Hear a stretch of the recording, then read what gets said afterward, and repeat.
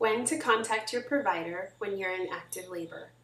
This is a common question asked by many moms, especially first-time mothers, because women want to be sure that it's not false labor, that they're not calling their provider too soon or heading to their birthing facility too soon. But my thought is better safe than sorry, so making a call never really hurts anybody. So there's one kind of rule of thumb to think about when you're in active labor for you and any of your support people that are around you when contractions are happening.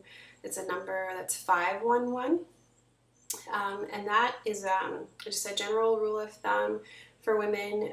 When you are having contractions that are 5 minutes apart, contractions lasting for about a minute each, and that pattern is going on for 1 hour, so 5 minutes apart, 1 minute long contractions lasting for an hour or more, that would definitely be a good time to contact your provider if you haven't done so already. For some women, the water has already broken when this pattern begins, and for some, the contractions just keep going steadily for a while before the water even breaks. So it's important not to think about what happens on TV or in the movies about how people frantically call their provider because their water has a major gush at first. That's actually not as common as media and the movies would like you to believe.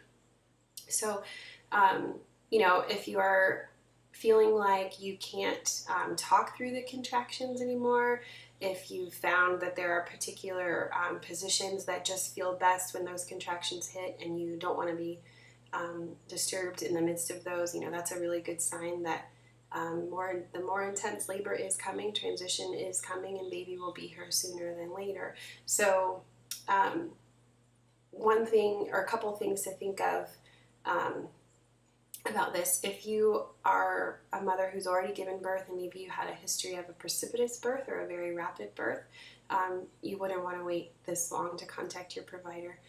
You would contact him or her at the first sign of labor, whatever that happens to be in your scenario.